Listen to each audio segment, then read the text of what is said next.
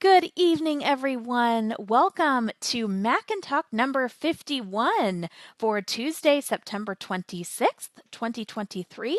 I am your facilitator, Chanelle Allen, and I have several people on this call helping me out. But Mac and Talk is for anyone to come with Mac related questions, whether you're first getting started or maybe you haven't even started to get started and you're trying to learn voiceover. You're trying to figure out what the computer is right for you. Or maybe you have purchased a Mac and so you need help learning voiceover. Or you could be a long-time user of the Mac with some questions about an app or feature. We welcome all of you, whether you're listening now or later on via the podcast recording. We have so many things going on at iBug today, and I tend to forget, when telling all about it. So I'm just going to let you know our social media and then give some of the highlights of the week. We are on the web at ibugtoday.org. There you can register to be a member. Registration is free. Participating in all of our trainings is free.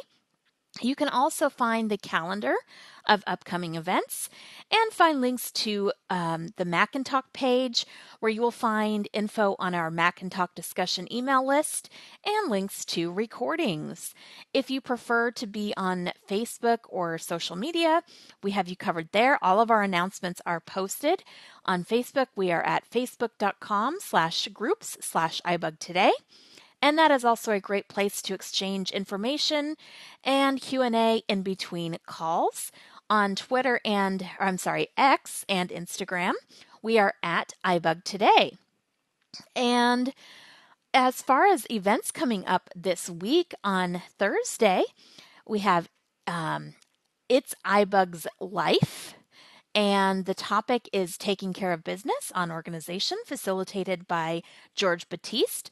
All the events I mention are in Central Time and take place on Zoom unless otherwise noted. So It's iBug's Life is Thursday at 7 p.m. On Friday, we have iBug Night at the Virtual Movies, a highlight of the week for many, where we gather at 7:30 to do some pre-movie banter, trivia, fun, with the movie followed by 8, which is No Country for Old Men, and then a discussion. And coming up in later in October, our iBug Cafe. Well, we have several things coming up. So every Monday night, we have iBug Buzz, which is a call for all your iOS questions. This is for your Mac questions. On Monday nights from 7 to 9 p.m. Central, we talk all things iOS and the accessories that go along with that. On Tuesdays, next Tuesday, we'll actually have Mac Buzz in Clubhouse. And that is basically a place where it's very similar to Mac and Talk. That takes place from 5 to 6 p.m. And anything that doesn't get answered tonight or you want to go into further detail about, come to Mac Buzz, led by Herbie Allen. And also to look forward to, coming up in October, we will have the iBug Cafe, which I think is on voice control on iOS. We have our book club. We have Trekkie Talk, iBug Android Insight, the Apple workshop, the latest one we just had, where Herbie, Greg, and Sonia did an excellent job going through some of the new features in iOS 17. It was a very informative session. And so there's lots of things there. By the way, I did forget to mention our podcasts. You can go to youtube.com and look for iBug Today. Or you can type iBug, iBug Buzz, iBug Mac and Talk, iBug Cafe, and iBug Apple Workshop into your favorite podcast app of choice, or just tell your smart speaker to play those things for you. And with all that out of the way, we are going to now move on to introductions. So just say who you are and where you are calling from it, and if you're joining us for the very first time. Raheel from Albany, New York. Thank you, Raheel. Welcome. Time. This is Joe, Pete. I'm in Florida. This is Herbie in Houston. I heard Pete in Florida, and then Joe. Moscow, Idaho. First time I've come to Mike and Talk. Okay, well, we're happy to have you here. And Herbie, all right? Charlene from Utah, first time to Mac and Talk. Welcome, Charlene. Thank you. Janet in Colorado. Hi, Janet. This is Brad. I'm in Dallas. Not my All first time right. on Mac and Talk. Misty Hagan from New Jersey. Dan, Hi, Southern Misty. California.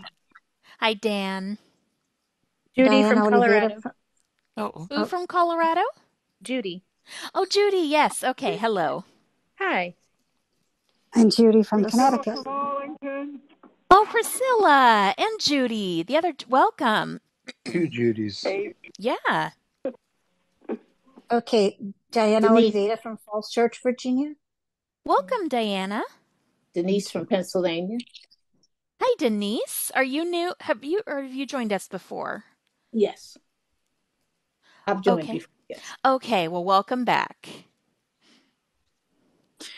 It's Dar. I'm calling from Halifax, Nova Scotia, and this is my first time here. Great. Welcome. Jeffrey from Oklahoma. All I think I've right. been here once before. Yes, you have. Great to have you back.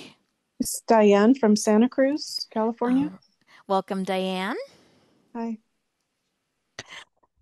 Desi from Franklin, Tennessee, and this is not my first time to Mac and Talk. You're an old timer to iBug. Welcome back.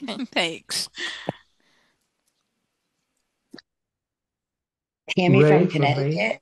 Oops, Ray. Okay, I heard Tammy from Connecticut. Great to have you here. And Ray? Ray from Mary Ellen Earls from Scottsdale, Arizona. Glad to have you, Mary Ellen, and sorry, welcome again, Ray. Michael in Texas. Hi, Michael.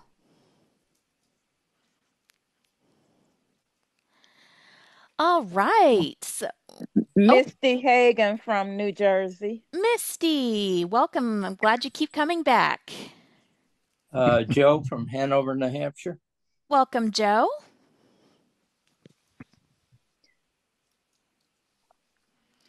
All right. So, thanks, everyone. I just want to give a special shout out to all of our students currently enrolled in the iBug Mac training program. If anyone is interested in that, they can contact me at the email address listed on the website. This is a 12-week program that's currently going on right now. We don't have any openings now, but ever in the future, if you want Mac training, we offer it. So, with that being said, before we get into questions, I do want to address the big, whatever you want to call it in the room. It's not really the elephant because we're going to talk about it, but it is macOS Sonoma. It is out, and it was just like iOS 17. I thought a very stable update. One of the biggest changes for VoiceOver is the ability to use single letter website or single letter navigation without having to turn on quick nav. So before, if you wanted to use things like H for heading, B for button, L for link, you'd have to turn on your quick nav with the arrow keys, and then you'd have to turn on single key quick nav with VOQ. Now you can just do VOQ independently of the arrow keys, but there are some bugs with that. If you want to type into a text field, you actually have to turn VOQ back off again. Even if you press the tab key, the characters you type will be interpreted as QuickNav commands. There's also different things you can do with the voices. Some of the voices have additional options as they do in iOS. System settings now, it's pretty much the same layout, although the table with all the categories is called the sidebar. You can do more with widgets on macOS Sonoma, including putting them on their desktop. I have not figured out how to do that with VoiceOver or if that is even practical for us, because I tried, but widgets are kind of temperamental things on the Mac anyway. So that is pretty much what I've noticed, and there's an Applevis article I sent out that detailed some of the bugs, as well as some that had been resolved, so you can have a look at that if you are on the Mac and Talk email list. And now we will entertain your questions about Sonoma or anything else Mac related. Diana? Yes, Diana? Yeah, my first question is, I'm so basic on Mac, but how do I turn on voiceover? Oh, that's an excellent question. Does anyone in our class want to answer that? This is Raheel? Desi. Okay, Desi, go ahead. You can use Command and F5 to turn voiceover on. Or you can also, if you have it set up, you can also ask Siri to turn on voiceover. Very good. All right. So it's Command and F5? Yes. Yes. I don't know if I have Siri because I had somebody helping me to set up the computer. You might not. Yeah, you may not, but I Command don't think F5 should work for you. Okay, thank you. You're welcome. You're welcome. You can also press or hold Command and press in the Touch ID sensor 3 times. That will work. Yeah, but if you don't have an F5 key, if you're not sure where it is, you can hold in Command and press the Touch ID sensor 3 times. Okay. Okay, Command. This is Diane. Yes, Diane. I just wanted to add that I added little bump dots on my Command and F5 key. Oh, perfect. It just helps me to find it very quickly. And press Yeah. toggle an option. Sorry about All that. right. We are getting some some background. extra. You were thinking the same thing I was. Go ahead. Yep. So, yeah, go ahead. I think Diane was talking about bump dots. Oh, did you want me to continue or? Yeah, that's fine. Oh, okay, sorry. I was just saying that I put larger bump dots on those particular keys because I use them so often with turning voiceover on and off, and it helps me to find them quickly. Yeah, I bet it does. I know. I've been meaning to put bump sometimes, but actually it depends on the keyboard you have and how easy the keys are to feel, but bump dots can be a definite help. It's a little laptop. It's a what do you call it? A MacBook. Okay. So the keyboard is very touchy, I've noticed. So. Right. Yeah. All right. Well, thank you. Who would like to ask our next question? Raheel? Yes, Raheel? So, I went into system settings and then software update in general, and I didn't get the software update yet. This is Herbie. Okay, go ahead, Herbie. So you didn't see my email earlier, but your Mac is out of date. Is it really out of date? Yes. Oh my gosh. So then tell us, Herbie, what Macs currently support macOS Sonoma? 2018 MacBook Pro. I forget which MacBook Air. So that's the oldest one. Anything below 2018 Mac Air. 2018 Mac Air. Okay, yep. Thank you, Brad. All right. Yep. Okay. And what about the desktops? Do you know, Brad or Herbie, which desktops? Brad. Yes, Brad. You know, I can't remember what they said about the iMac. But I know Mac Mini 2018 or newer. I think I mentioned the Mac Pro, not that anybody here is worried about a Mac Pro. Obviously the Mac Studios, because they're all pretty new.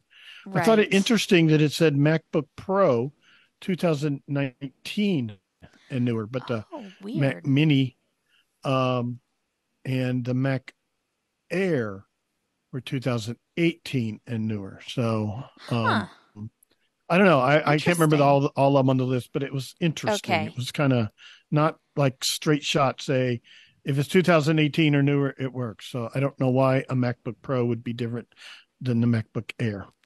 And how can somebody, if they don't know what Mac they have, what's the easiest way for them to find that out? Anyone want to answer? What? This is Charlene. Yes, Charlene.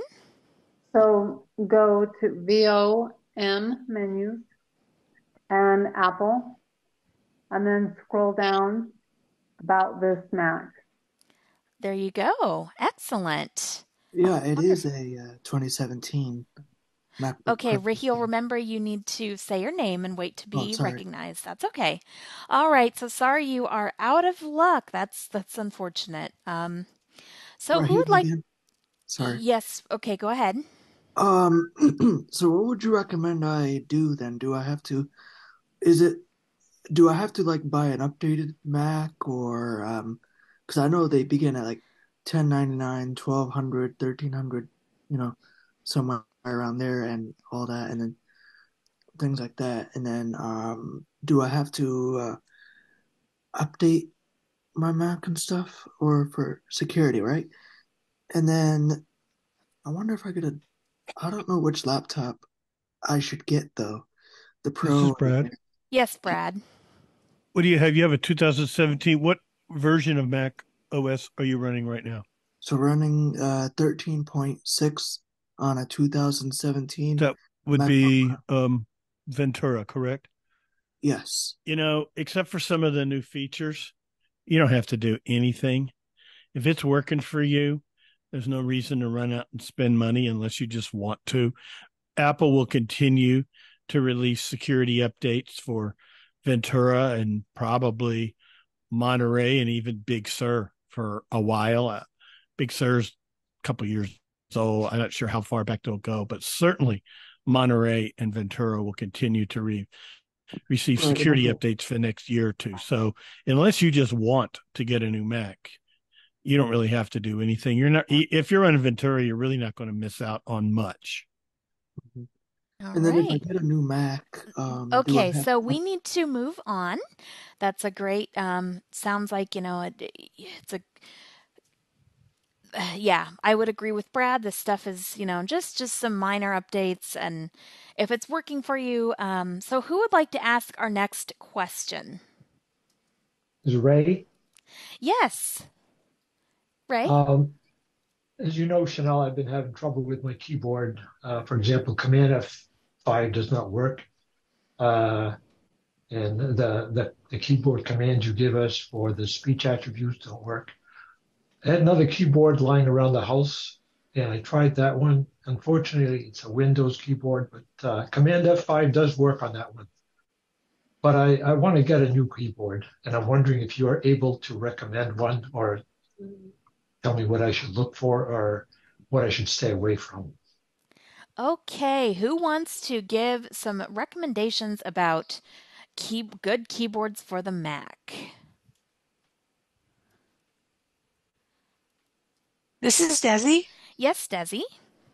Well, I have the Apple Magic Keyboard, the larger sized one for my Mac, and because I wanted to get the one that has the numpad, and I love it very much. It's got great response. It's just a really good keyboard.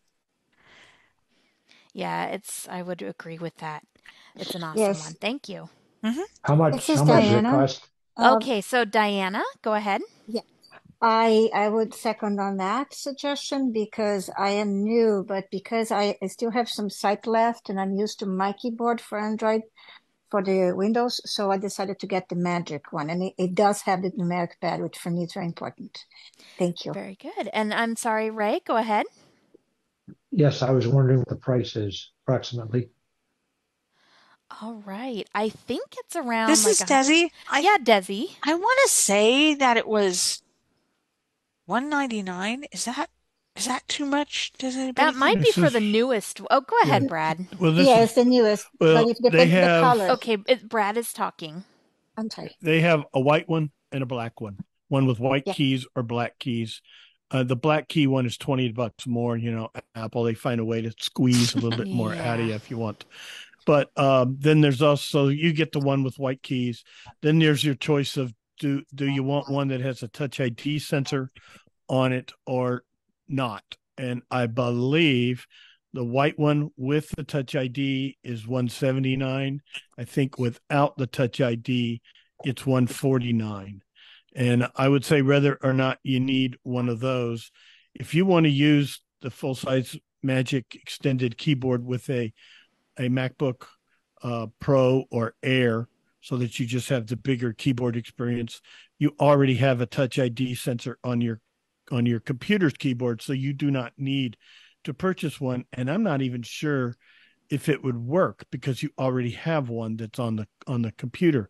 Now, if you have one of the M1 or M2 Mac Minis or iMac or a Mac Studio, one of those, then the Touch ID sensor would be of benefit to you because you don't have another keyboard that's already built in. So that's kind of your options. Then there's also the compact size if you don't want the full size. I know some people still prefer that, but I like Desi and Chanelle like the extended keyboard. Yes. Diane? Yes, Diane? Oh, just an additional question with the Magic. So I think I bought the first generation Magic keyboard and mouse that came out a long time ago with a MacBook computer. And I ran into a problem where they would just die on me as I'm in the middle of something and something kind of critical, which was problematic. And I'm just wondering if that got fixed, or do you just have to plug it in every night, or, how do you prevent that from happening? I've always since then bought keyboards that I can plug in because I don't want them to die. Okay, so my Magic Keyboard, like it plugs in or it recharges via USB and it lasts a long time. I mean, in system settings, every time I go to keyboard, I see the battery thing and but it takes, I would say it takes a good month for it to totally need to be recharged. I don't know if anybody else has a similar experience or if your Magic Keyboards go out quicker. I just find that the non-Magic keyboards that are just remain plugged in, you never have that problem. And I'm not really good at checking my battery levels on a regular basis. I guess that's part of a discipline or something to get used to, but I miss the plug-in. Well, maybe Brad can help out. Go ahead, Brad. Well, I'm wondering, you said you have an original one. You may have had it a while, and it could be, like they tell you about iPhones, what's their little standard thing? All batteries, like something, they age and they degrade. I don't think it would hurt you to keep it plugged in all the time with the Lightning to USB cable. The mouse that comes you couldn't, with it. because the mouse plug was on the No, bottom. the mouse of you can't because that plug really is on the bad. bottom. Yep, It's that's a bit problem. poor design. Well, I would just plug that in every night if you can. It's a problem because they put that port on the bottom and you can't use it when it's plugged in. A trackpad is another option, but you've already got a mouse that's paid for. I just keep a wire plugged in. You could always just unplug it, plug it into the mouse at night, and when you get up in the daytime, just switch that plug from the mouse to the keyboard and see how that works for you. This is thank Pete. you. Yes, Pete. I just wanted to kind of echo that. I've got a USB plug-in keyboard. It's not a Bluetooth, so it has to stay plugged in all the time. But again, I use a Mac Mini, and I just leave it on my desktop at home. I don't travel with it, so being plugged in all the time is not a problem. And I think that maybe, I don't know if they still sell it. It's an Apple, the extended keyboard with the USB plug without Bluetooth. But it's perfect. It's a great keyboard. This is Desi. Yes, Desi. I believe my keyboard is a Bluetooth keyboard, but you know what? I actually have left mine plugged in because it's not going anywhere. I don't need to take it somewhere. Yep. So I just leave it plugged in all the time and I never even think about it.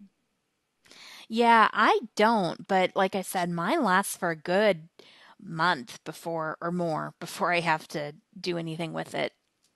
So great. This is all good feedback. Hopefully that helps.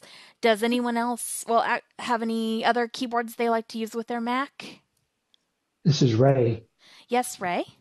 So I'm presuming that the Apple Magic Keyboard is wireless, is that right? It is, but what's the beauty about it, though, is you can plug it in via USB. It not only charges as with the USB, but it can also serve as a keyboard. It can function while it's being plugged in to your computer to charge. So some people were saying how they just leave theirs plugged in because they're not going anywhere, and then it's essentially, a wired wireless keyboard, but because they're leaving it plugged in all the time.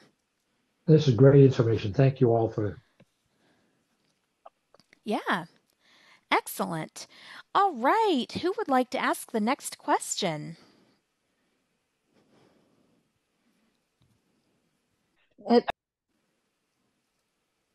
I'm sorry? Was somebody about to say something?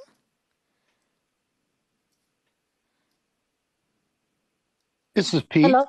Yes, Pete. I'm having problems, and it's clearly a user problem, me, with my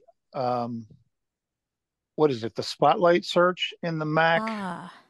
Um, I forget my command. The command I've got it written down. Command space? Yes. But then what do I do?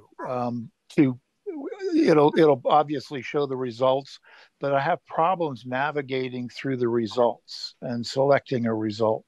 Does anybody use that regularly where you could walk me through that or talk me through that quickly here? Yeah, okay, Brad or Herbie or anyone else familiar with Spotlight? Yes, this is Brad. Yes, Brad. Well, I find I can, like you said, command space bar, type in my search. Right. Then you don't even need, it should autocomplete like the first thing. If I type, for example, text, it's going to autocomplete text edit because either it knows that's what I've used before or that's the what it predicts what I want. Somehow it does that. If that's not what I want, I can usually just, without voiceover, just down arrow through the list. You could also VO right arrow interact and go through the list, but I find just down arrowing through the list works better. It is kind of a strange animal. Yeah.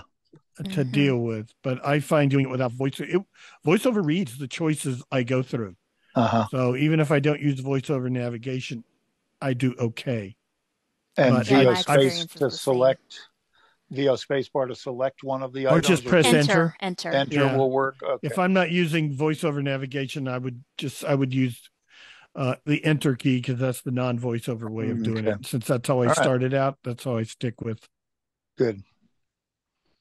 Okay, thanks. Yeah. It's Mary Ellen. Yes, it's Mary Ellen.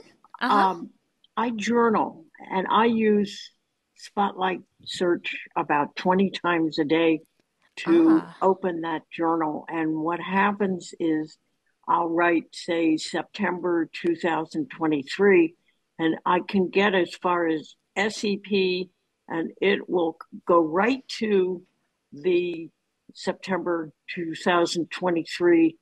I hit enter or type enter and it opens it up, right where I left off. Oh, that's awesome. But I use it all the time. Cool. Perfect. Okay, Diana? Yes, Diana? I don't have an X sign to close that. How do I go back to my desktop, basically? I'm in Apple Music or something now. Okay. So we answered the Spotlight question. So yeah, nobody had any more feedback on Spotlight, correct? All right. So yeah, go ahead, Raheel. So it's VO voiceover shift D delta. Yeah, and what if she's not familiar with the voiceover? What is the voiceover key? Or what are the voiceover keys? Voiceover keys, you could even change this in your utility or something like that, and basically sometimes caps lock, sometimes control option. Yeah, by default they usually use both. So, to get to your desktop, it's Control Option Shift D. I imagine what you did, Diana, is you pressed a function key, and those function keys are kind of leading you into different, like the music app, or they'll decrease the brightness. There's a setting in keyboard in system settings for changing the behavior of the function keys. But if you're just trying to get started, that might be a little bit more. But yeah, just VO Shift D will take you to your desktop. Control Option Shift D or Caps Lock Shift D.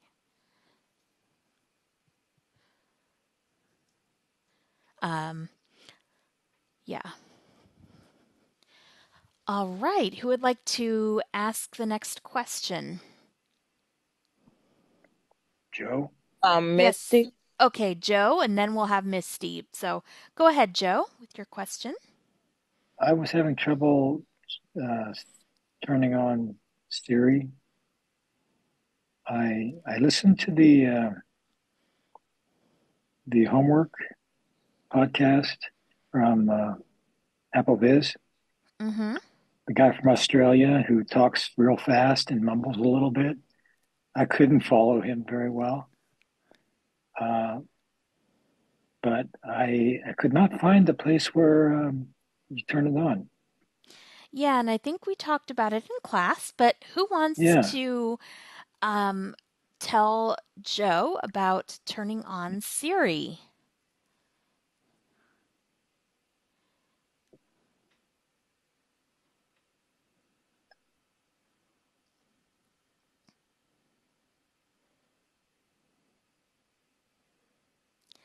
All right. This is Herbie. Go ahead, Herbie. So, what you need to do is in Siri, go to System Settings and just see the context menu. Go hit SIR for Siri, hit Enter. What do they do to do the context menu? VO. Well, let's see if they remember. Actually, VOM. Oh, not quite. Close. The context menu. Context menu. Yes. Well, let's see. And only class members interrupt if you want to give an answer. Everybody outside the class, please remain muted. It's Star. Oh. Yes, Star. Yes, Star. Is it VO Shift M? Very good. You're not one of my favorite students. You're all my favorite students. Even the previous ones. But Herbie, in Mac, what's the correct name for the context menu? The correct name for I didn't think it had a correct name. Yes, it did. Remember, Yes, Since you're Herbie. Quizzing the class, let's quiz the teacher. Let's quiz Herbie. Yeah. I know the answer because I have said it before. I said it's one thing, but that we call it the... Okay, go ahead, Tammy, I think. Menu extras. Nope. No. Okay, what was that? Nope. Nobody knows? Menu extras is VOMM. That's right. Gotcha. That's what confused me. For once. All right, so it is the shortcut menu. That's its formal name, that's its formal name. Yes. So, gotcha. But we call it context menu because that's what we're. Yeah. But, there you go. So yeah, and where do you have to do the context menu only after you go to the dock and you locate system settings. So yep. All right, so then take it from there. So anyway, bring up your shortcut menu with VO Shift M. We'll use the correct term since this is a Mac class. So we will use the shortcut menu. So go to your dock, do SY for system settings, and then do your shortcut menu with VO Shift M. Type in SIR for Siri, hit Enter, and then you're gonna VO right to that scroll area. You may find VOJ will work for you. I find it's a little iffy when I'm in that menu. And then you'll interact and you're going to see the options. And the first thing you're going to see right off the gate is Enable Siri. Make sure that is checked. And unless yours isn't, if your Mac is like at least a 2019 upwards, you're going to see options for the Hey SIRI and all that junk. And then you'll see options for like the system voice.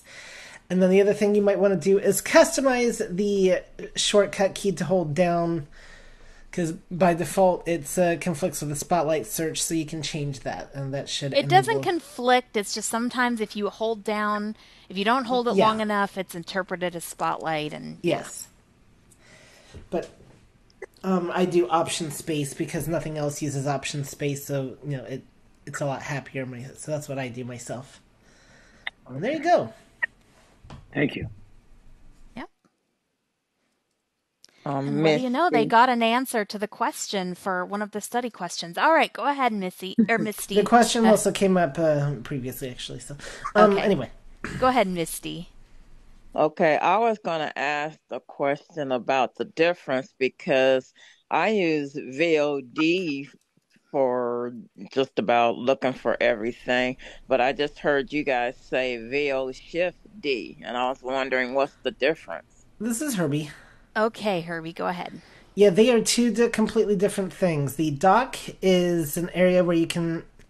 So VOD is for the dock. VO Shift D is for the desktop, and the dock is where you really want to put the bulk of your shortcuts because it just launches from there with the desktop. It uses your RAM memory rather than your hard drive memory. So that's what the difference is, and is So is the I have a iMac Pro iPad. Is that a desktop or the desktop is a window. We're referring to what's the desktop window, which is what it's referred to on all computers. This is Desi. Yes, Desi. It doesn't sound like she has a desktop, or I mean, I think she said she has an iPad though. I think she said an No, iMac Pro. I said I have an iMac Pro. Okay. Oh, okay. Sorry. But you could now. I will say that with the Macs, you can use your iPad as a monitor. But this is Brad. Yes. Yes, Brad. Misty, I think we talked about this the other day. You have a MacBook Pro. Yeah. You were calling it an iMac the other day, but you have a trackpad built in to the unit. We were talking about that. Oh, okay. It's a MacBook Pro. Okay. So, Big like difference. I said, when is the difference of using whether I'm using a VOD or a VO Shift D? So VOD. This is Herbie. Yes, Herbie, go ahead. VOD has the advantage of you can it's anything on your dock you can just hit enter to launch. You don't have to do VO space or anything like that. From the desktop, you do have to use a more traditional VO space or Command O to launch an application. The other difference is the desktop you can I guess it's a matter of convenience because the desktop it's not going to kill your RAM too much if you put a lot of shortcuts on there. I personally find the dock easier myself, but then there are people that do prefer the desktop or sometimes none at all, so some of it is a matter of personal preference. Yeah, so essentially the desktop and dock are two different areas of the Mac. VOD is for your dock. That's the area that you're used to going. That has all your shortcuts. VO Shift D is for the desktop, which is kind of like the home screen. Another way to think of it, it's the home screen of what's called the Finder. There's a lot of these Mac terms I know, but the desktop is also a folder within your Mac, but the one you see the go-to is kind of your home screen, and that's VO Shift D, and that's only going to have on it, yours might be blank or it just might have a bunch of files and things. The desktop is only going to have files and icons like for opening drives on your computer. The dock is going to have all the programs on your Mac. Well, not all of them, but a lot of them. On the very right-hand side of the dock, you have a couple folders, but really the dock is for programs or apps, and your desktop is for files and folders. Okay. So, good Thank question. You. Mm-hmm. Diana? Yes, Diana? I'm pressing the VO Shift D, but I still am in a music app, Apple Music app. And I tried it again to try to get to my desktop, and it didn't go. So you can always do Command Q to quit an app. Oh, okay. Okay, thank you. And yeah. All right. Who would like to ask our next question? It's Ray. Yes, Ray? How do you get rid of something that's on your dock, say a music app, which I don't want on there? How do you get rid of it on? Very good question. So we kind of talked about that in class, but so you're going to use that lovely context menu or shortcut menu. You can use it to keep something in the dock. You can also use it to remove something from the dock. So you find the app that you want in the dock, and then you do VO Shift M, and then you go to Options, right arrow, once you get to options and then go to remove from dock and press enter, and it makes an interesting little sound as it removes it from the dock. Thank you. Yep. All right, next question. This is Herbie. Yes, Herbie. So, has anybody played with the new macOS Sonoma and one of the experienced with two different bugs? One I think I fixed because I noticed my system speech had gotten slower than my voiceover, so I think I fixed that problem. But a big issue I'm having is like I'll go into an edit field and it'll suddenly say caps lock on, and then I have to turn off caps lock, and I don't even have to be using the caps lock key. I can even do this with the control option method and still have the same problem. So I'm just curious if anybody else has experienced this with Sonoma. I've experienced something similar, but I don't have to turn it off. Go ahead, Brad. I was going to say, what are you using for your VO modifier? I use just control option, but I've only been using Sonoma for about an hour. I do use the caps lock key, but one of the things I did try was I went into the voiceover utility and switched it to just control option, and I still had the problem. Interesting. Yes. Yeah, I have it too, but mine actually, it just says turn caps lock off, and my caps lock is still off. It's some pop-up that comes up on the screen. Mine is definitely on, and I can tell. We have somebody unmuted. Please mute yourselves, or I will do it. Unless you're going to talk, of course, and you can be unmuted. I can definitely tell mine is on because it makes the little chink sound. That indicates your caps lock is on if I press a button. So I do know mine is on. This is Brad. Yes, Brad. Is it in any particular app or just any time you're in an edit field? Have you tried any kind of edit field? It doesn't matter where. Even in a editing app like TextEdit or Microsoft Word? TextEdit, it doesn't seem to be so bad, but email, mostly in like search bar, like in the search bar, I definitely get that there. In iMessages, if I go into an edit field, email, like I definitely had it in like say the save attachments dialog. Where you do this if you do a save as. So quite a number of different edit fields. This is Diane. Yes, Diane. Just to answer your question, I have not experienced that, but I've just been using Microsoft Word and Apple Mail. But I haven't had that at all. Did you update your computer yet to? Yeah. Okay. Oh, good to know. Yeah. Interesting. Yeah. This is Pete with kind of a related question. Yeah, Pete, go ahead. I'm just something very basic with the caps lock. If I change my VO definer or whatever we call it to the caps lock, does that eliminate that button as a caps lock key? No. I still do the double tap and it'll be the caps lock. Correct. Gotcha. Thank you. Sorry, I didn't mean to get you off track. No, and I think it's good. Was it Desi who was trying to ask something Diane. else? Oh, Diane. I'm sorry, Diane, if I interrupted you. It's Mary Ellen. That was fine. Sorry, I had already remuted myself.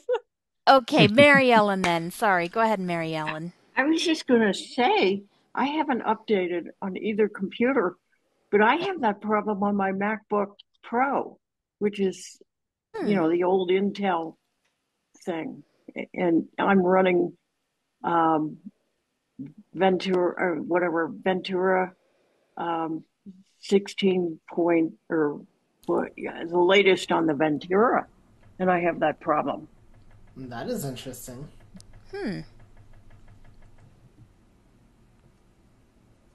Interesting. Okay. Well, while I'm unmuted, I do have a question. And this is kind of, bear with me here. I have a Mac Studio and I have an audio interface, Zoom PodTrack P4. And every time I go into Zoom, I have the situation where I have the voiceover routed to external headphones, the regular meeting coming out of the Zoom, the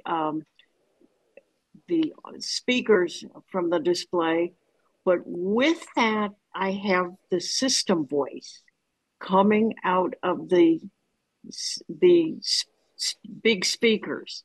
And so anytime anybody comes in the room, the people in the meeting can hear this thing booming out that Brad has left the meeting or Misty has entered the meeting. Is there a way to turn that system voice off? This is Herbie. Yes, Herbie. So there are two different ways you can approach this. First of all, you can just have the system voice coming through your display by switching your default sound card and to that display, and that'd be one way. You can also disable the alerts in Zoom by going to Preferences and accessibility. Let's see, is it? Yep, accessibility. Yep. And screen reader alerts, and you can disable them there. And finally, my least favorite, because it doesn't tend to stick very well, is you can go into the system settings, go to accessibility and spoken content, and you can change the system voice level down to 0, but it has an annoying habit of still being there, just all so faintly. And if you close it out, it's going to creep back up to like 6%. And you lose anything else that uses the system voice too in the process. So I really don't like that method. So for instance, like I play RS Games, which relies on the system voice. So if I have it lowered, I have to go back in and raise the volume so I can play RS Games.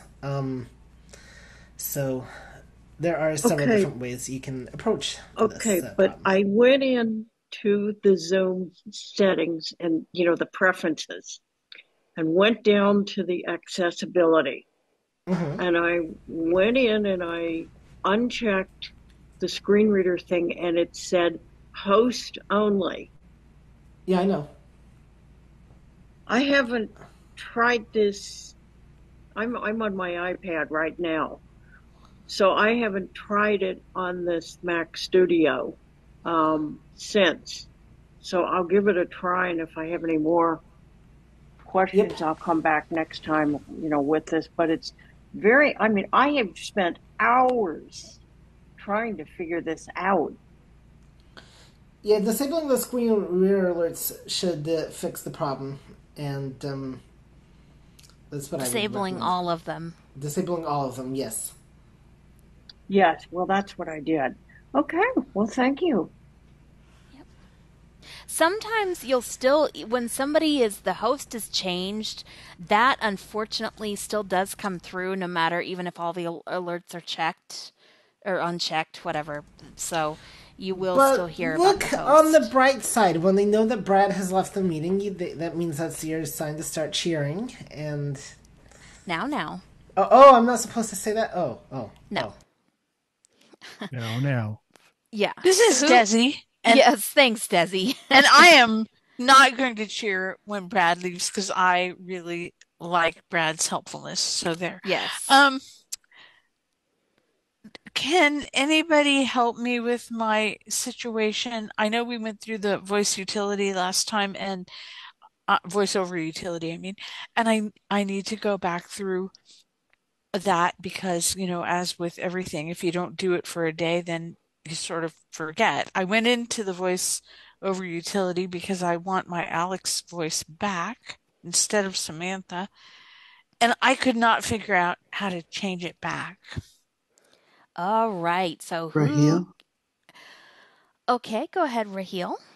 So basically, I did Command Shift Control Option left arrow to go through the rates. Very good. And that's how I change voices to Alex. Right, but so Desi, you don't have Alex installed, like you.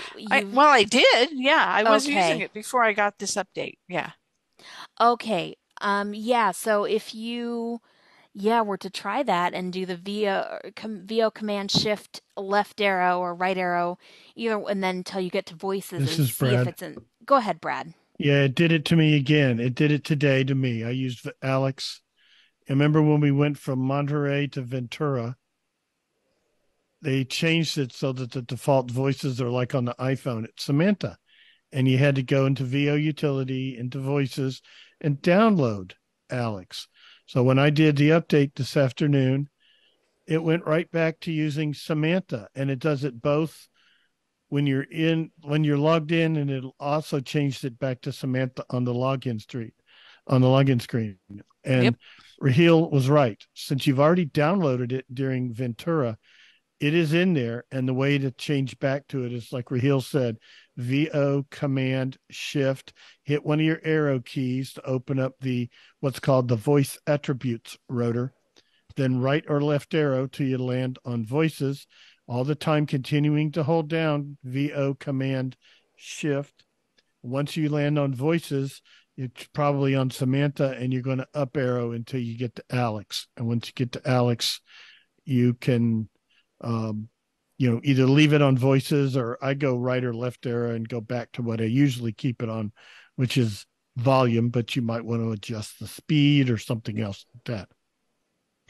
Great. Thanks, Brad. I'll give that a shot. Awesome. Thanks, Raheel, and thanks, Brad. Raheel, thumbs up. That was a good catch. Yes, thanks, Raheel, very too. good. Good for you. That was awesome. Yes. All right. Who would This like is to Ray. ask? Diana? Oh, okay. Ray, I heard Ray first and then Diana. So Ray. Thank you. So when you press Command Shift, what is it? Space for your speech attributes rotor. Command Shift VO, so Control and Option or Caps Lock. Or whatever your VO modifier is. Do you have to hold these keys down as you're pressing the left and right arrows? Yes. That's why I'm not getting it. Okay, thank you. No problem. Keeps your fingers busy.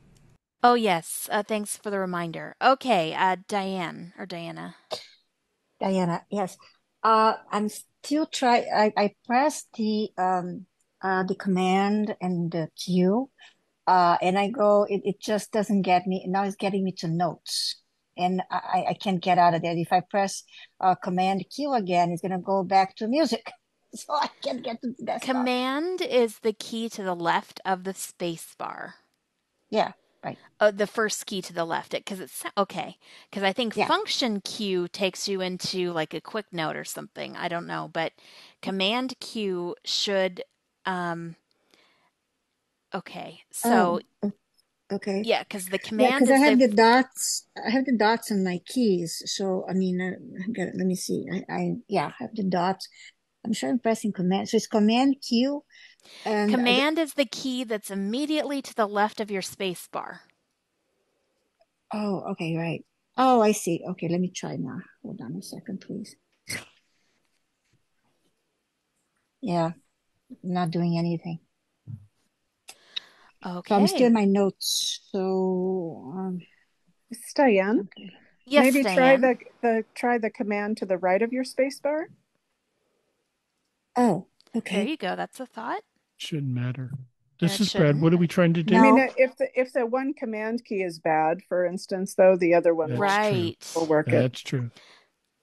And sorry, this is Diane. I have to admit to an error. I updated my phone, not my laptop. I'm sorry. That's okay. Yeah, my bad. They both come out at the same time. It gets confusing. It is. Yeah.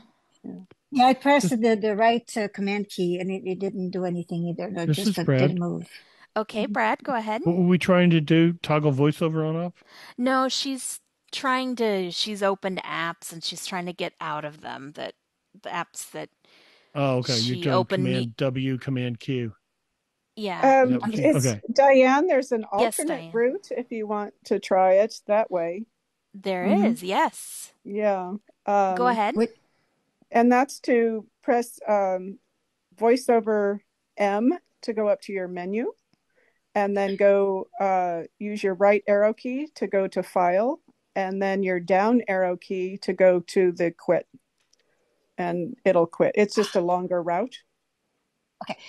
So I hold VO. No, I press VO. VOM to go to your menu. Okay. And then your right arrow key to the File. It's not in File. Oh, it's not? The one between Apple and File is the one that's got the name of the app you're running. That's in Focus. Very close, though. Yeah. That menu.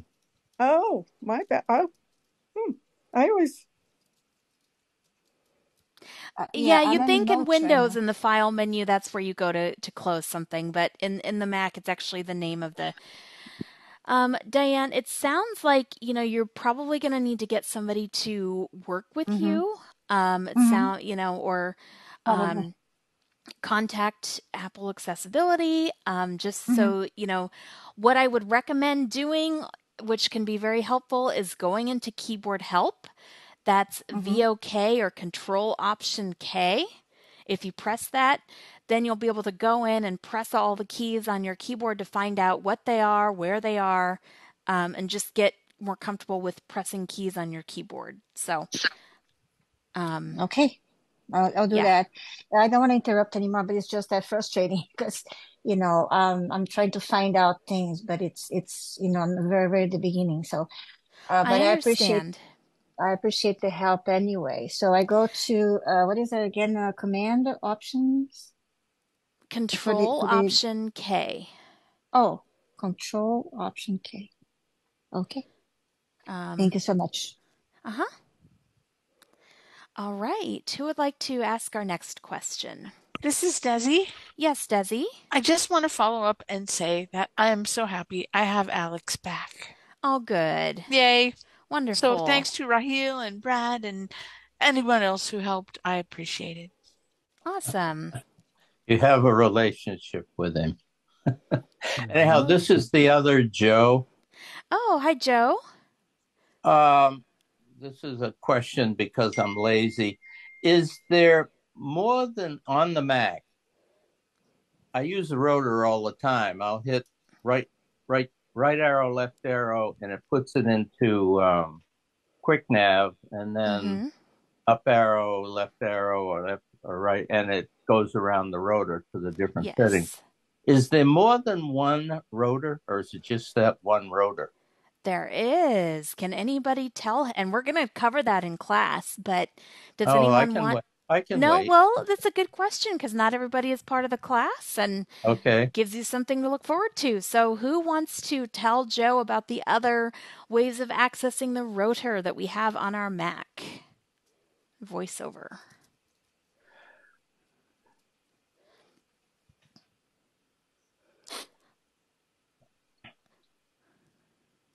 All right. Well, this is Desi. Oh, go ahead, Desi. Isn't that what I just did? That's one, but there's you did, that was the speech attributes rotor, but there's a way. Yeah, well, that's what prompted my question, quite frankly. Yeah, there's a way to move from, to select different element types, just like you have the rotor on iOS, where you twist two fingers to the right, and that goes from characters, words, headings. Yep. That sort of thing. So there's a number of ways of doing the same thing on the Mac. One is like what Joe was talking about, where you turn on Quick Nav, which I don't recommend, because sometimes that can interfere with other things you're trying to do. So the other one that's really great is VOU.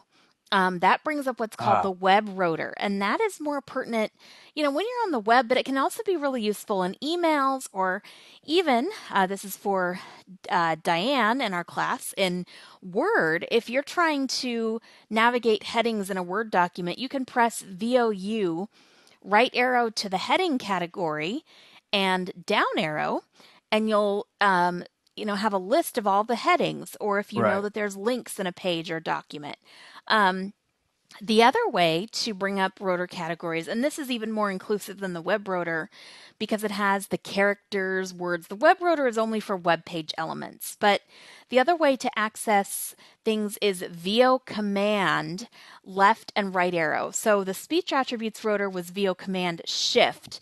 The regular rotor is VO command left and VO command right, and then up and down.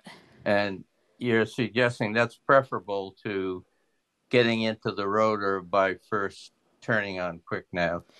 Yeah, because it's just, I mean, unless it, because then you have to go ahead, Brad.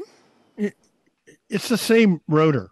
It's Joe, the same rotor. It's the same rotor. But what Chanelle's trying to say is, you don't have to turn on Quick Nav. I don't use Quick Nav all the time. Sometimes I do it when I don't want to take my left hand off my coffee cup, but I will turn on. I make it a joke, but there are times you can. Quick Nav is nice. It allows you to do a lot of things with one hand, just using the arrow keys. But you must turn it on and turn it off, and so that's an extra step that you don't have to do. If you use VO, it doesn't have to be Control Option. It can be whatever your VO key. I'm old school. I started using a Mac before the caps lock was an option for the VO. I can't remember when they started that, but anyway. And I always prefer Control Option and then Command. They're all three in a row. And if I'm on my laptop, sometimes I need to use the FN key for certain things. They're all four right there. But VO, Command, and then left or right arrow will adjust your rotor. And then when you get to a certain category, maybe words, characters, lines, whatever you might be in, if you continue to hold down VO Command, you can then use the up and down arrows to move according to the setting that you've got the rotor in. And you can do all that without having to turn Quick Nav on or off. Okay. Now, great. the all one right, thing, and so what I do, like I'm using my numpad commanders. So I kind of get tired even holding down, my caps lock constantly. So that's where, when you have commanders, you can jump to certain elements, like 0 in numpad 5 goes to the next heading, 0 in numpad 4 goes to the previous heading.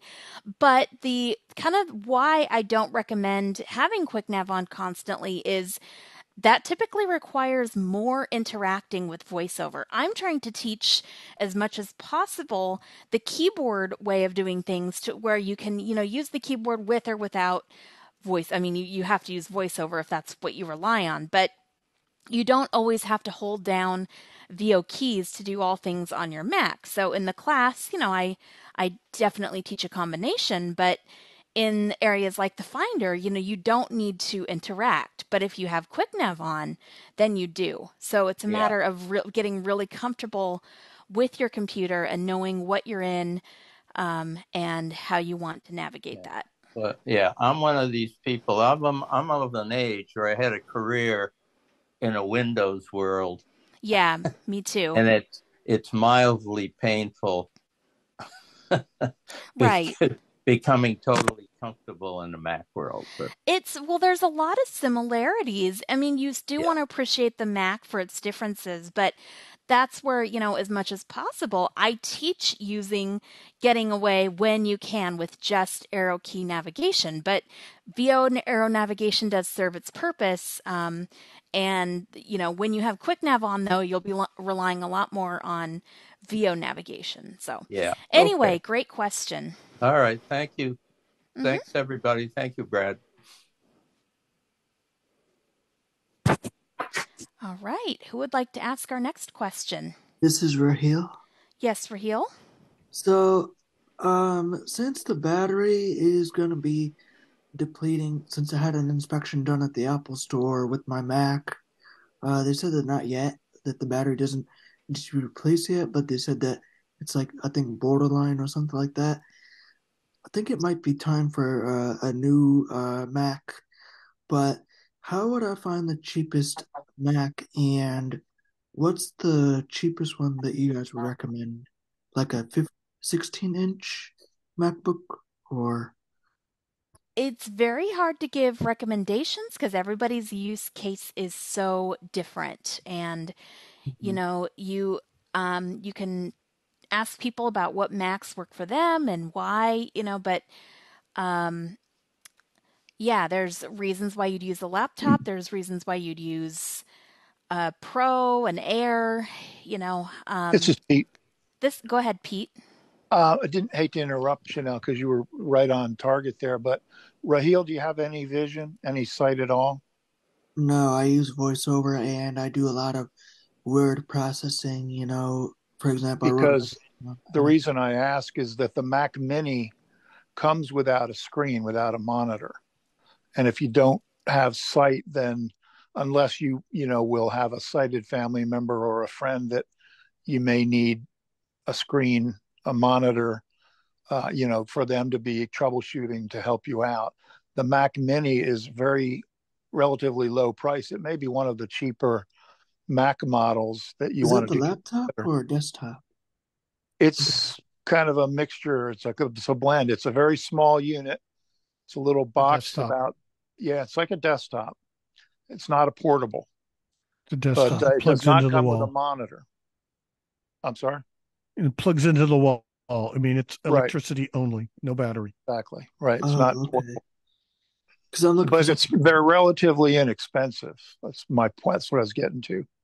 Okay. And yeah, because I'm looking for something portable. And if I buy a laptop, a Macintosh, like a laptop, the Pro or the Air or the whatever the next one is called, would you guys recommend that I get a case for it, or is it risky without it in case if it Okay. drops or something? I think Brad was going to I was going to follow up on what Pete was saying. You mentioned portable.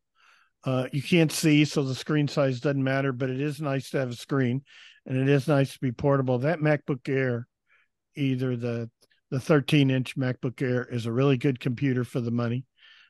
You can get the Magic Bluetooth keyboard we were talking about, and then you'll get the desktop experience with a highly portable computer. I don't know what kind of workspace you have, but if you want to be able to take it with you sometimes or use it on the table with a full-size keyboard, you can have the best of both worlds with one of those, and you're not worried about having a lot of low vision people want a decent sized monitor, but you're not worried about that.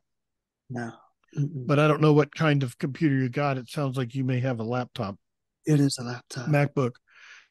But you can get a lot of bang for your buck out of a MacBook Air. And as far as protection, they sell lots of little sleeves and things. If you're going to be carrying it around, put it in your backpack, there's lots of little padded sleeves you can buy for it that'll protect it while it's in your backpack. So they can be obtained for, I don't know, anywhere from $49 on up. Depends on what you want.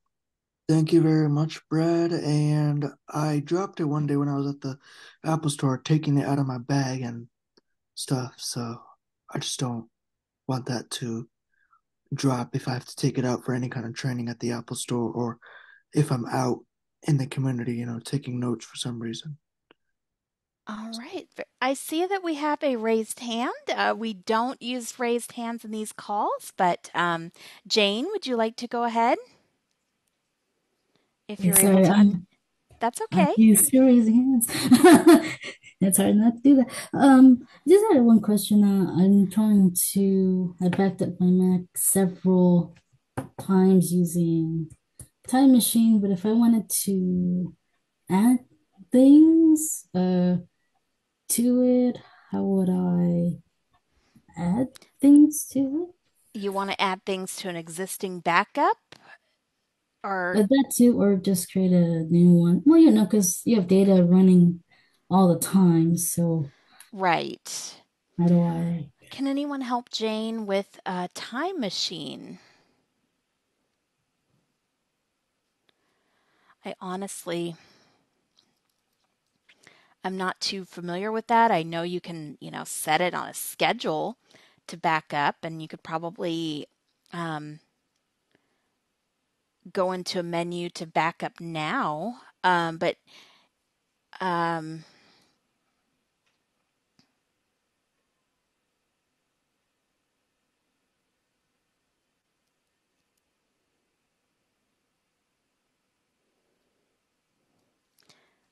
right. Does anybody have any tips for using Time Machine?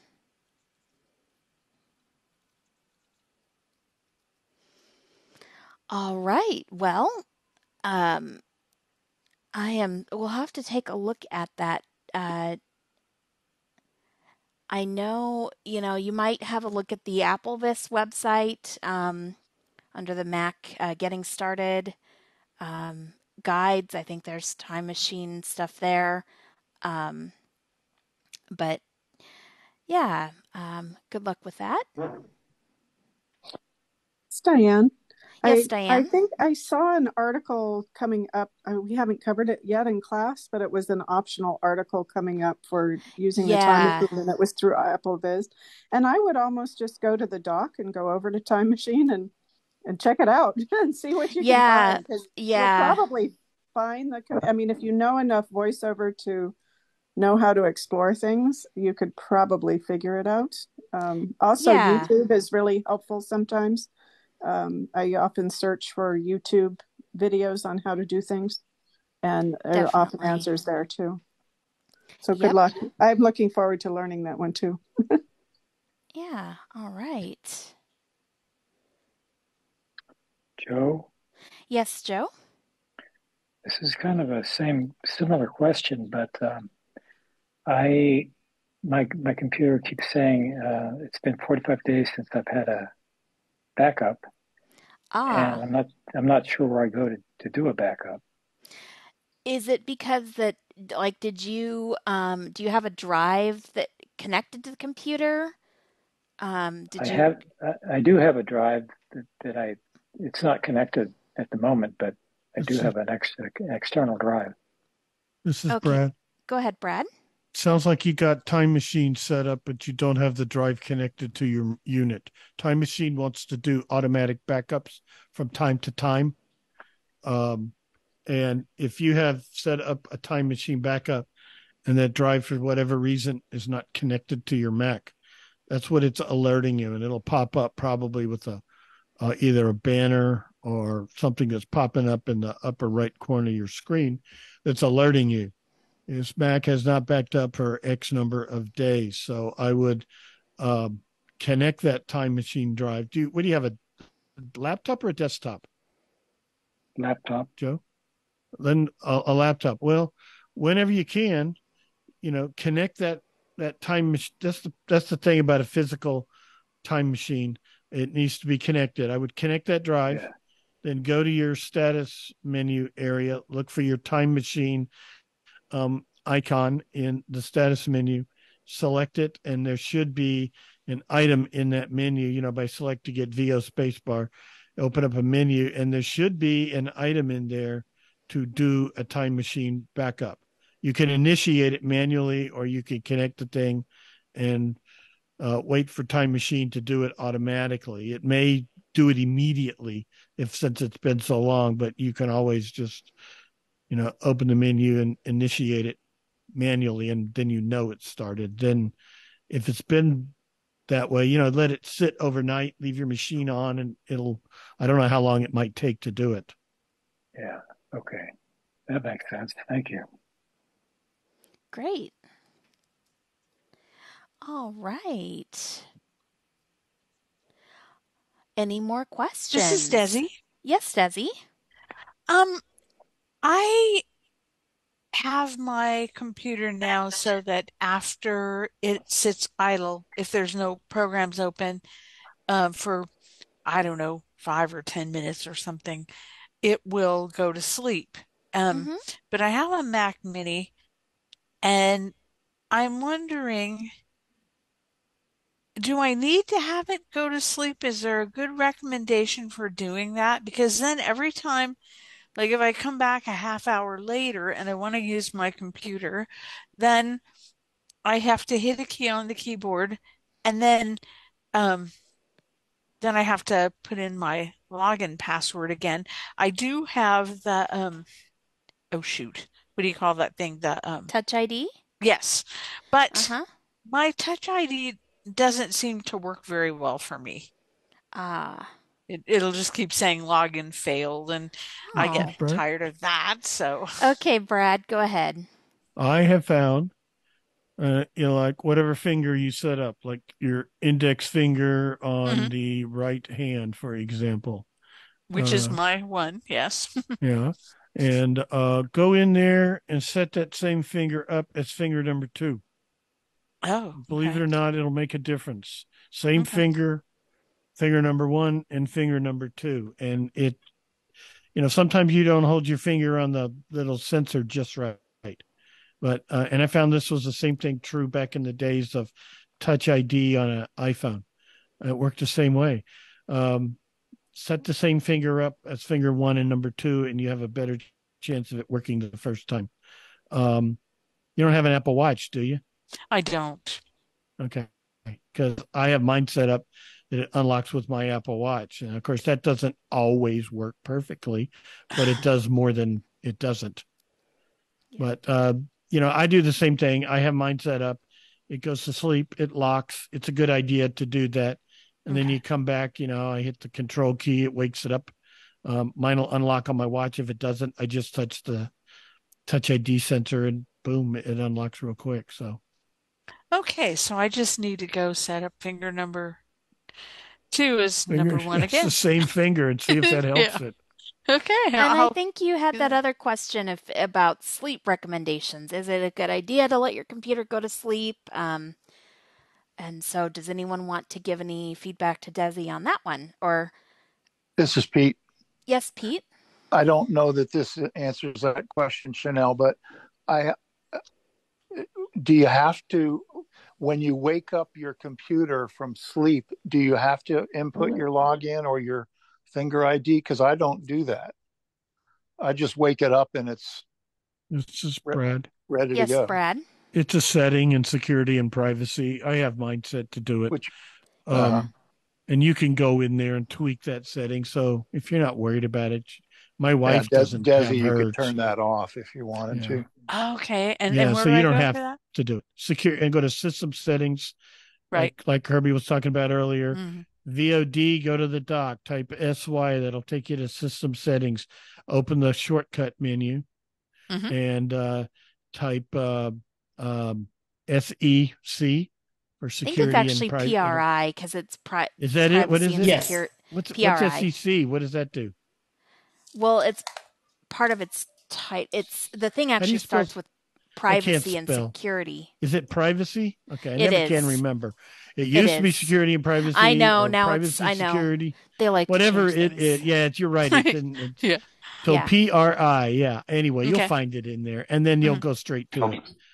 Using that shortcut menu to find things in system settings is really slick because if you open system settings to try to go through that, what'd you say they call it now, Chanelle? The sidebar.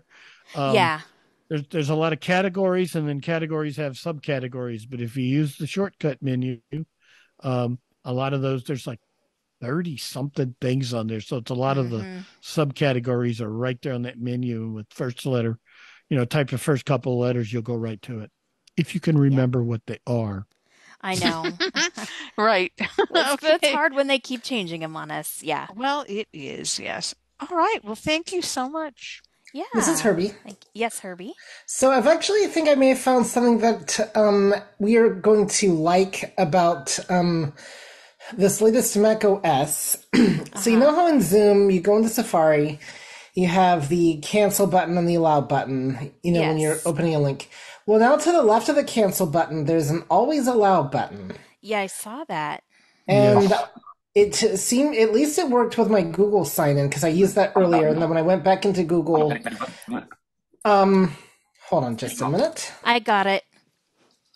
Okay, so so for instance, I sign into Zoom through Google, and so when I would sign in, I'd have to go. It would bring up the web page. I would click on my account, and then I'd have the cancel and allow button. Well, earlier I hit the always allow button, so later on I re-signed in, and all I had to do was the Safari. I clicked on my name in Safari, and it took me right to the Zoom sign-in window, so I didn't have to have that step. So I'm going to be using that on a lot of meetings now. So hopefully it means that I'll just go straight into the meeting and not have to. Yeah, but I don't know if it stays that way for every meeting. Well, I only just got Sonoma, a few hours ago, so Right. I don't know yet, but it's something to play with for sure. This is Definitely. Brad. Go ahead, Brad. I'm confused. You were talking about signing in to Zoom with your Google account. Now, what does that have to do with joining a a Zoom meeting meeting. and getting that Because allow both or give you the cancel? same dialogue with the cancel and allow. Okay, well, I don't sign into Zoom that way, but I always get to cancel and allow when it opens Safari. I don't think the two have anything to do with each other. I think it's just security in Safari that Mac is not letting some But there's a new always allow application. button. Yeah. There's a So I new don't think always it has allow button anything to do with your sign in. Well, I think it But does that because would I be didn't. nice. Yeah, well, it did work for the Google sign-in earlier, like I said. So, it did work for that. Now, will it work for meetings? Because I did do it like on the iBug meeting. I haven't gone out and come back in. We'll see, but it's something to play with. I heard it tonight when I came in here, and I was late, so I just blew through it. But I did hear that, and this is the first time I've joined a Zoom meeting since updating. So that would be nice to not have to, grant permission in Safari to always allow Zoom to be opened by Safari, and I don't have to do allow. All right, very good. Anyone else with a question? I'm sorry I had to mute a couple people because we were hearing screen readers. So, but if you have a question, go ahead and unmute and ask.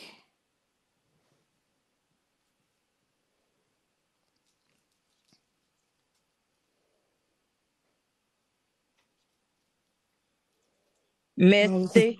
Yes, Misty, go ahead.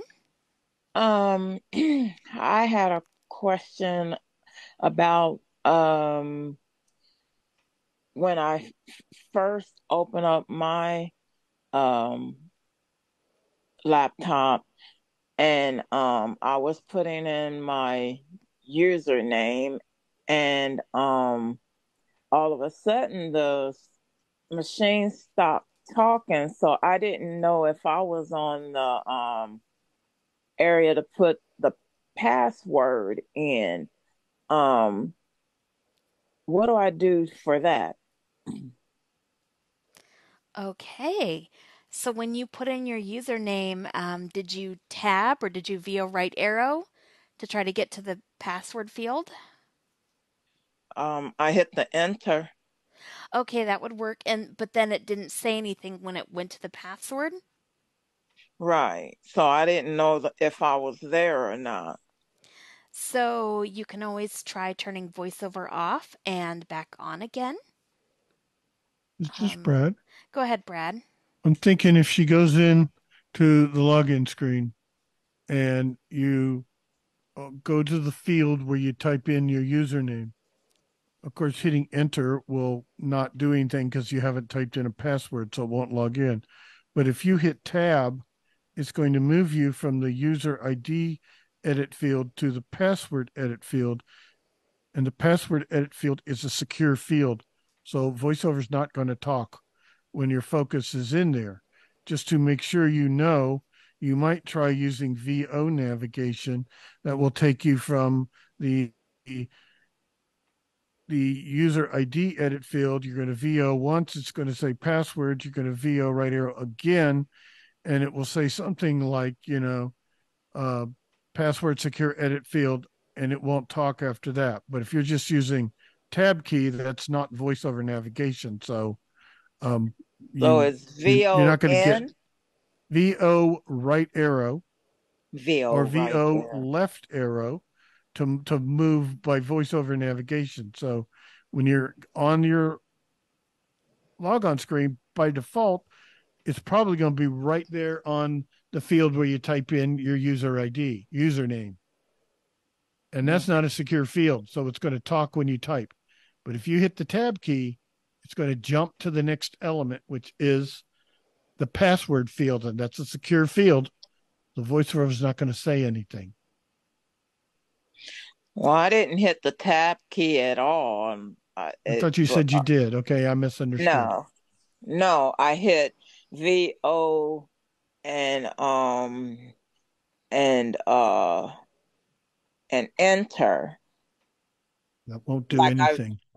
when I first opened up the lid, and I had to have someone see if I was on a username, and then when I put my username in and I hit enter, I didn't hear it say if I was on the password, so I had to call her back into my station and ask her if I was on password.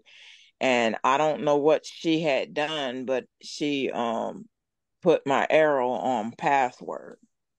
Sounds like you don't have voiceover on at the login screen. So you can either do Command F5 to turn voiceover on, and then use voiceover navigation on the login screen. And then once you get in there, you can go to your system settings like we talked about, and go to the dock, type SY, VO Shift M, and then type LO for lock screen. And you will find an accessibility options button in there, and you can hit the checkbox to make sure that voiceover is on at login, and it'll automatically be on 99% of the time. It's not always perfect. Well, we'll see. Maybe with Sonoma it will be. Well, but that should get you voiceover. When I first open the lid, it talks and everything, but it's just when I'm typing. Okay. Yeah. Well, yeah, you won't, like Brad said, you won't hear anything when you're typing, but voice in the password field, but voiceover should say, it should prompt you. It should say password, and then you enter your password. But you're not going to hear the password back as you're typing. Of course, but I didn't hear it even when I put my username in there. Right. So in that case, I would try toggling voiceover off and back on again. Okay. Did you have File Vault on? Does VoiceOver talk in the user edit ID username field as well as? It does, yes. Okay. Because I use File Vault. That's why I don't know if do you use File Vault, or do you know? It's probably on by default. Yeah. I don't use it. I don't find it necessary. I'm not dealing with the NSA, so I don't care. It's Mary Ellen. When you VO righto arrow over to the password field, when you type, it will start clicking. Yeah. Right. Yeah. We at one point they took that away, but very recently I noticed in one of the updates in iOS 16 or Mac OS 16 they put this back. So you can tell you're typing your password by hearing a clicking sound. Okay. Yep. Okay. Yeah, and try, instead of using enter, try, like Brad was saying, the VO and the arrow keys to see if that, because sometimes I notice that with my Mac, I can't, I have to actually VO arrow into the username field. It's so weird. It acts like my cursor's there, but I actually have to VO arrow into the username field, and then He said she typed her username and then hit VO enter, and that should do nothing. No. Well, first she said enter, and then she said VO enter. I'm suggesting do it, using. Yeah. Well, sometimes enter will take you to the next field. At least it does in the when you're using. My experience, it does the default, which is the login button. Okay, except since she hasn't typed in a password, it's not going to do anything. No, okay, except when you're in the file vault, or you're in. Okay. At least mine. But try VO arrow. So should I had like after I put my username in, instead of hitting enter, I should have hit VO and space? VO right arrow. Try VO right arrow. You should probably have to do it twice. It's Mary Ellen again. Yes, Mary Ellen. The username, if you've typed it in, the username should be there. No. I don't think so. I No, never had to type my username in. I'm not having trouble putting my username in. It's just I Right. never know This that is I've Desi. made it I to never the have to put in my password. username.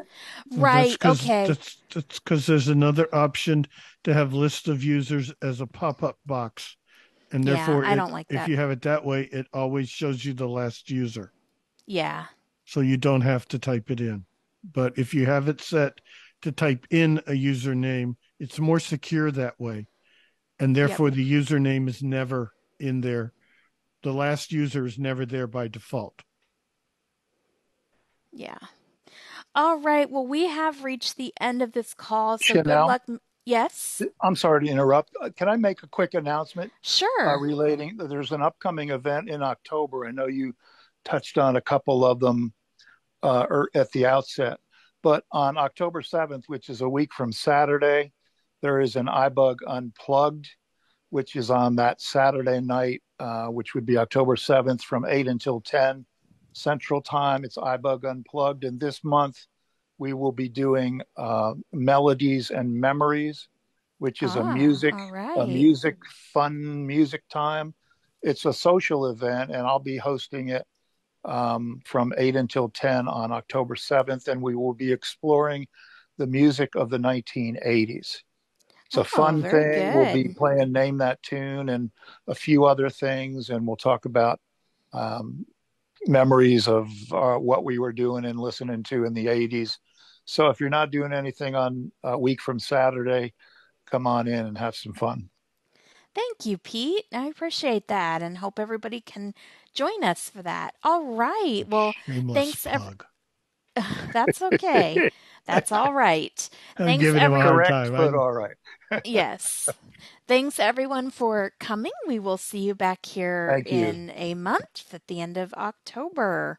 All right. Have a good evening, everyone. Thanks, Chanelle. Good night. Bye. Thanks everybody.